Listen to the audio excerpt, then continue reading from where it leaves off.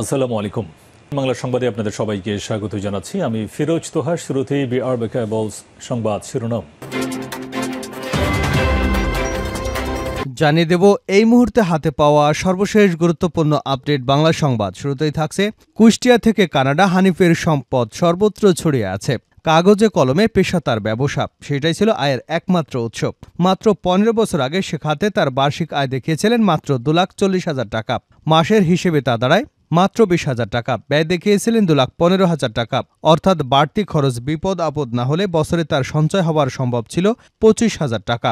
তার ছিল না কোনো নিজস্ব বাড়ি বা ফ্ল্যাট, ছিল না কোনো কৃষি জমি, ছিল না কোনো কোম্পানিতে শেয়ার, ব্যাংকে ছিল না একটি টাকাও।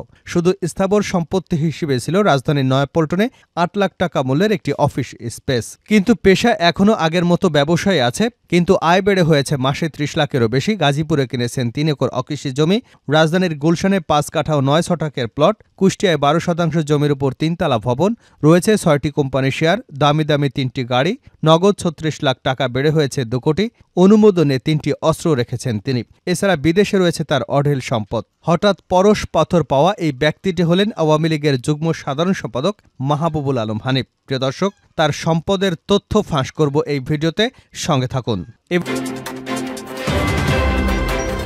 এবারে জানাবো, ছাত্র জনতার ঐক্য নষ্ট করার জন্য একটি গোষ্ঠী ষড়যন্ত্র করছে বলে মন্তব্য করেছেন গণ অধিকার পরিষদের উচ্চতর পরিষদ সদস্য ও গণমাধ্যম সমন্বয়ক আবু হানিফ। জানাবো, ডক্টর ইউনুসকে আলিঙ্গন আপ্লুত পিটার হাস, বিশ্ব মঞ্চে বিরল সম্মাননা। জাতিসংঘের ৭৯তম অধিবেশনকে ঘিরে নিউ ইয়র্কে বসেছে বিশ্ব নেতাদের মিলন মেলা। মার্কিন প্রেসিডেন্ট জো বাইডেন থেকে শুরু করে কে নেই সেখানে।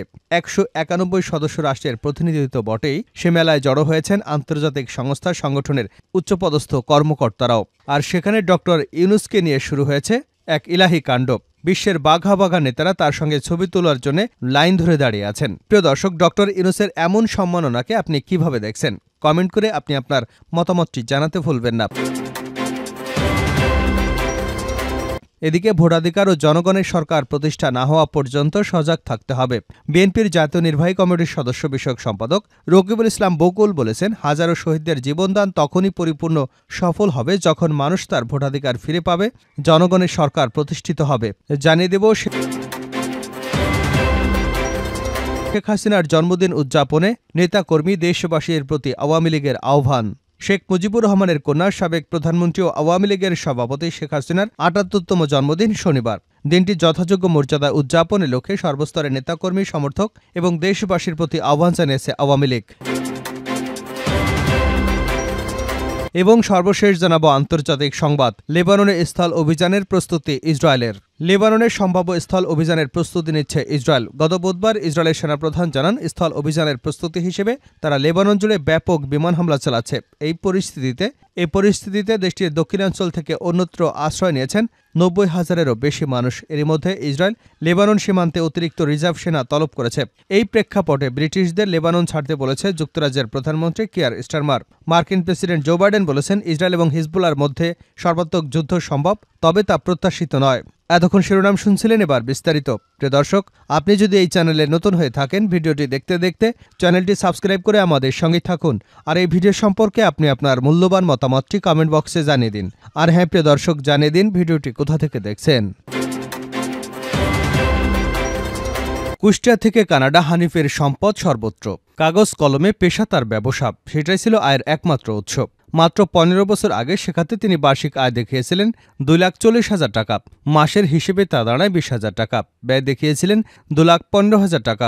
অথচ বাড়তি খরচ বিপদ আপদ না হলে বছরে তার সঞ্চয় হওয়ার সম্ভব ২৫,০০০ টাকা। তার ছিল না কোনো নিজস্ব বাড়ি বা ফ্ল্যাট, ছিল না কোনো কৃষি বা অকৃষি জমি, কোনো কোম্পানিতে ছিল না তার শেয়ার, ব্যাংকে ছিল না একটি টাকাও। শুধু স্থাবর সম্পত্তি হিসেবে ছিল রাজধানীর নয়াপল্টনে ৮ লাখ টাকা মূল্যের একটি অফিস স্পেস। পেশা এখনও তার আগের মতোই, ব্যবসা, কিন্তু আয় মাসে ৩০ লাখেরও বেশি। গাজীপুরে কিনেছেন ৩ একর অকৃষি জমি, রাজধানীর গুলশানে ৫ কাঠা ও ৯ শতকের প্লট, কুষ্টিয়ায় ১২% জমির উপর ৩ তলা ভবন, রয়েছে একটি কোম্পানির শেয়ার, নামি দামি গাড়ি রয়েছে ৩টি, হাতে থাকা নগদ ৩৬ লাখ টাকা বেড়ে হয়েছে ২ কোটি, অনুমোদন নিয়ে ৩টি অস্ত্র রেখেছেন তিনি। হঠাৎ পরশ পাথর পাওয়া এই ব্যক্তিটি হলেন আওয়ামী লীগের যুগ্ম সাধারণ সম্পাদক মাহবুবুল আলম হানিফ। উপরে উল্লেখ করা সম্পদের তথ্যগুলো হলফনামা আকারেই তারই প্রকাশ করা, কিন্তু সমকালের অনুসন্ধান দেশে বিদেশে মিলেছে আরও অনেক গোপন সম্পদের খোঁজ। দ্বৈত নাগরিক হিসেবে সংসদ সদস্য হবার ক্ষেত্রে সাংবিধানিক বিধিনিষেধ রয়েছে, কিন্তু তিনি কানাডার নাগরিকত্বর তথ্য গোপন করে এমপি হয়েছেন ৩ বার। হলফনামায় হানিফের সম্পত্তি হিসেবে কোনো কৃষিজমি থাকার কথা উল্লেখ ছিল না, কিন্তু মোংলা ভূমি নিবন্ধন কার্যালয় তার নামে ৩০টি জমির দলিল পাওয়া গেছে ২০১৩ সালেই। সেখানে জমির পরিমাণ ৬৬.৫৯৩ একর। নিবন্ধন কার্যালয়ের তথ্য মতে হানিফের নামে কেনা ওই জমির সবই কৃষি জমি, কিন্তু এর পরের ১০ বছরেও তিনি সেসব তথ্য হলফনামায় সংযুক্ত করেননি। হানিফের কেনা এসব জমি সুন্দরবনের ২০০ মিটারের মধ্যে। সেখানে একটি শিপইয়ার্ড স্থাপনের জন্য পরিবেশ অধিদপ্তর থেকে অবস্থানগত ছাড়পত্র নেয় হানিফের প্রতিষ্ঠিত সাবমেরিন শিপইয়ার্ড লিমিটেড। যদিও পরিবেশ আইন এবং বন্যপ্রাণী সংরক্ষণ আইন অনুযায়ী সুন্দরবনের চারপাশে ১০ কিলোমিটারের মধ্যে কোনো ধরনের শিল্প প্রতিষ্ঠান স্থাপন নিষিদ্ধ। ২০১০ সালে নিবন্ধন পাওয়ায় সাবমেরিন শিপইয়ার্ড হানিফের ব্যবসায়িক গ্রুপ কোয়েস্ট গ্রুপ অব কোম্পানির অঙ্গ প্রতিষ্ঠান। এই গ্রুপের চেয়ারম্যান মাহবুবুল আলম হানিফ। সাবমেরিন শিপইয়ার্ডের ব্যবস্থাপনা পরিচালক তার ভাইরা কাজী হাসান শরীফ। তার নামেও ওই এলাকায় ১৮০ একর জমি কেনা হয়। গত বছর ৩০ নভেম্বর নির্বাচন কমিশনে দাখিল করা হানিফের হলফনামায় ৬টি কোম্পানির মালিকানার তথ্য পাওয়া গেছে।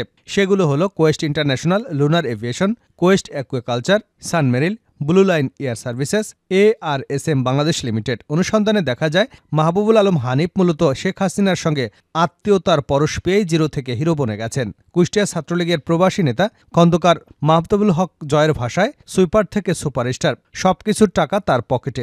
গত ৫ অগাস্ট ছাত্র জনতার অভ্যুত্থানে শেখ হাসিনার ক্ষমতাচ্যুতি ও পলায়নের পর তিনি ফেসবুকে লেখেন, আমরা ত্যাগী এবং প্রবীণ, সকল দলের সাথে আমাদের সৌহার্দ্য, আওয়ামী লীগ করি, আওয়ামী লীগ করব। কিন্তু হানিফ এবং আতা কুষ্টিয়া শহর সদরের রাজনীতিতে যদি কোনোদিন ফিরে আসে তাহলে ওই দিন আদর্শকে কোরবানি দেব। ছাত্র জনতার ঐক্য নষ্ট করার জন্য একটি গোষ্ঠী ষড়যন্ত্র করছে আবু হানিফ। ছাত্র জনতার ঐক্য নষ্ট করার জন্য একটি গোষ্ঠী ষড়যন্ত্র করছে বলে মন্তব্য করেছেন গণঅধিকার পরিষদের উচ্চতর পরিষদ সদস্য ও গণমাধ্যম সমন্বয়ক আবু হানিফ। বুধবার সন্ধ্যায় কিশোরগঞ্জ জেলার ভৈরব উপজেলায় শিমুলদী ইউনিয়ন গণঅধিকার পরিষদ শাখার কর্মী সভায় একথা বলেন তিনি। সভায় প্রধান অতিথির বক্তব্য রাখেন গণঅধিকার পরিষদের উচ্চতর সদস্য গণমাধ্যম সমন্বয়ক আবু হানিফ। তিনি বলেন, ২৪ সালে ছাত্র জনতার গণঅভ্যুত্থানের মধ্য দিয়ে আমরা একটি বিজয় অর্জন করেছি। ছাত্র জনতার ঐক্যকে বিনষ্ট করতে একটি গোষ্ঠী ষড়যন্ত্র করছে। ছাত্র জনতার আন্দোলনের মধ্য দিয়ে আমরা নতুন বাংলাদেশ পেয়েছি। এই বাংলাদেশে দখলদারিত্ব চলবে না। ইতিমধ্যে দেশের বিভিন্ন স্থানে দখলদারিত্ব চলছে। আমরা স্পষ্টভাবে বলছি, এসব দখলদারীদের বিরুদ্ধে আমাদের অবস্থান। অভিযোগ রয়েছে গণহত্যায় নেতৃত্ব দেওয়া আওয়ামী লীগের বিভিন্ন নেতাদের এলাকায় ফেরাচ্ছে বিএনপির নামধারী এক শ্রেণীর লোক। তিনি বলেন, আমরা স্পষ্ট করে বলছি, এদের বিরুদ্ধে বিএনপির ব্যবস্থা নিতে হবে। বিএনপি আমাদের মিত্র। গত ১৫ বছরে বিএনপি গুম খুন নির্যাতনের শিকার হয়েছে। যারা চাঁদাবাজি করছে, দখলদারি করছে, তাদের বিরুদ্ধে ব্যবস্থা নিতে বিএনপিকে এখন প্রমাণ করতে হবে বিএনপি মুদ্রার এপিঠ ওপিঠ নয়। গতকাল কক্সবাজারে একজন অফিসার দুর্বৃত্তের হামলায় নিহত। এটা সামান্য কোনো বিষয় নয়। পাশের দেশের গোয়েন্দা সংস্থা এখনও এদেশে তৎপর। তারা বাংলাদেশে বিশৃঙ্খলা করবার ষড়যন্ত্রে লিপ্ত। তাদের এই ষড়যন্ত্রকে মোকাবেলা করবার জন্য আমাদের সবাইকে ঐক্যবদ্ধ থাকতে হবে। আমরা বিভক্ত হয়ে গেলে আওয়ামী ফ্যাসিবাদের দোসররা সুযোগ নিতে পারে। ১৮ মাসের ভিতরে নির্বাচন নিয়ে সেনাপ্রধান যে বক্তব্য দিয়েছেন তা ইতিবাচক হিসেবে দেখছে গণঅধিকার পরিষদ। আমরা চাই রাষ্ট্র সংস্কার করে দ্রুত সময়ের মধ্যে নির্বাচনের পরিবেশ সৃষ্টি করা হোক। বিশ্বমঞ্চে বিরল সম্ভাবনা, ডক্টর ইউনূসকে আলিঙ্গন, আপ্লুত পিটার হাস। জাতিসংঘের ৭৯তম অধিবেশনকে ঘিরে নিউ ইয়র্কে বসেছে বিশ্ব নেতাদের মিলন মেলা। মার্কিন প্রেসিডেন্ট জো বাইডেন থেকে শুরু করে কে নেই সেখানে। ১৯১ সদস্য রাষ্ট্রের প্রতিনিধিত্ব বটেই, সেই মেলায় জড়ো হয়েছেন আন্তর্জাতিক সংস্থা সংগঠনের উচ্চপদস্থ কর্মকর্তারাও। জাতিসংঘের আসরকে ফলো করছে BBC, CNN, Al Jazeera, voice of America সহ পাঠক নন্দিত দুনিয়ার প্রায় সকল মিডিয়া। ওয়ার্ল্ড ক্যাপিটাল খ্যাত নিউ ইয়র্কের সেই মঞ্চে নতুন এক পরিচয় উপস্থিত নোবেল বিজয়ী অর্থনীতিবিদ ডক্টর মোহাম্মদ ইউনূস। জাতিসংঘে তার পদচারণা বহু বছরের, কিন্তু এবারে বাংলাদেশের সরকার প্রধান হিসেবে অভিষেক হয়েছে তার। 5 আগস্ট ছাত্র জনতার রক্তাক্ত অভ্যুত্থান পরবর্তী নতুন বাংলাদেশের প্রতিনিধিত্ব করছেন তিনি। অবশ্য বিশ্ব মঞ্চে বিরল সম্মাননাও পাচ্ছেন তিনি। যুক্তরাষ্ট্রে নিযুক্ত বাংলাদেশি কূটনৈতিকদের ভাষ্যমতে এবারে জাতিসংঘ অধিবেশন ইউনুসময়, সেই সঙ্গে গৌরবের আসনে বাংলাদেশ। 54 বছরের ইতিহাসে যা ঘটেনি, এবার এমন সব ঘটনা ঘটেছে বাংলাদেশকে ঘিরে।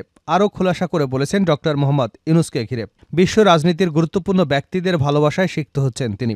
মঙ্গলবার নিউ ইয়র্কে একাধিক অনুষ্ঠানে অংশ নেন ডক্টর ইউনুস। সবখানেই তার সঙ্গে ছবি তোলার হিড়িক পড়ে। অনেকেই লাইন ধরে তার সঙ্গে ছবি তুলতে দেখা গেছে, যার মধ্যে অন্যতম ছিলেন বাংলাদেশের রাজনীতিতে বহুল আলোচিত মার্কিন রাষ্ট্রদূত পিটার ডি হাস। ডক্টর ইউনুসকে কাছে পেয়ে আলিঙ্গন করেন তিনি। সেই সঙ্গে আপ্লুত পিটার হাস হাসি মুখে ছবিও তোলেন। স্মরণ করা যায়, ছাত্র জনতার আন্দোলন চলাকালে বাংলাদেশের মিশন সম্পন্ন হয় পিটার হাসের। তার পূর্ব নির্ধারিত ফ্লাইটের দুদিন আগেই অর্থাৎ 21শে জুলাই ছিল কূটনৈতিক ব্রিফিং। সেখানে তিনি ছাত্র জনতার উপর শেখ হাসিনা সরকারের দমন পীড়নে গভীর উদ্বেগ প্রকাশ করেছিলেন। জাতিসংঘে লোগোযুক্ত এপিসি থেকে নিরীহ মানুষের উপর গুলিবর্ষণ নিয়েও সহকর্মীদের সঙ্গে তিনিও প্রশ্ন তুলেছিলেন। ভোটাধিকার ও জনগণের সরকার প্রতিষ্ঠিত না হওয়া পর্যন্ত সজাগ থাকতে হবে। বিএনপির জাতীয় নির্বাহী কমিটির ছাত্র বিষয়ক সম্পাদক রকিবুল ইসলাম বকুল বলেছেন, হাজারো শহীদের জীবনদান তখনই পরিপূর্ণভাবে সফল হবে যখন মানুষ তার ভোটাধিকার ফিরে পাবে, জনগণের সরকার প্রতিষ্ঠিত হবে। তিনি বলেন, যে আন্দোলনে পতিত স্বৈরশাসক দেশ ছেড়ে পালিয়ে গেছে, তা জনগণের দীর্ঘ 1.5 দশকের অপশাসনের প্রতিবাদের বহিঃপ্রকাশ। এই অর্জনকে নষ্ট হতে দেওয়া যাবে না। বুধবার রাজধানী নয়াপল্টনের কেন্দ্রীয় কার্যালয়ে ছাত্রদল কেন্দ্রীয় সংসদের সাধারণ সভায় প্রধান অতিথির বক্তব্যে রকিবুল ইসলাম বকুল এসব কথা বলেন। জুলাই আগস্ট গণঅভ্যুত্থানের কারো ভূমিকা খাটো করে দেখা যাবে না উল্লেখ করে রকিবুল ইসলাম বকুল বলেছেন, ফ্যাসিস্ট হাসিনা বিরোধী ধারাবাহিক আন্দোলনের কারিগর দেশনায়ক তারেক রহমান জুলাই গণঅভ্যুত্থানে ছাত্র শ্রমিক জনতা সবাই অংশগ্রহণ করেছে, কারো ভূমিকা খাটো করা যাবে না। ওয়াসিম, মুগ্ধ এবং আবু সাঈদ সহ নিহত শহীদদের শ্রদ্ধার সঙ্গে স্মরণ করে তিনি বলেন, সকলের আত্মার মাগফিরাত কামনা করছি। যতক্ষণ পর্যন্ত জনগণের ভোটের অধিকার ও গণতন্ত্র প্রতিষ্ঠার অভিপ্রায় নিশ্চিত না হচ্ছে, ততক্ষণ পর্যন্ত ছাত্র জনতাকে সজাগ থাকতে হবে। ঐক্যবদ্ধভাবে বাংলাদেশিদের ঐক্যই পারবে জনগণের বাংলাদেশ প্রতিষ্ঠিত করতে। ছাত্রদলের কেন্দ্রীয় সভাপতি রাকিবুল ইসলাম রাকিব বলেন, ছাত্রলীগ আগে যেভাবে দেশের সকল শিক্ষাঙ্গনে সন্ত্রাসের রাজত্ব কায়েম করেছে, এখনও তারা ছাত্র সংগঠনের মাঝে বিভেদ সৃষ্টি করে অবিশ্বাস সৃষ্টি করবার পায়তারা করছে। শান্তিকামী ছাত্র সংগঠনগুলোর মাঝে ছাত্রলীগের এজেন্ট ঢুকে শিক্ষাঙ্গনে অস্থিরতা করতে চাচ্ছে। ছাত্রদল তা হতে দেবে না।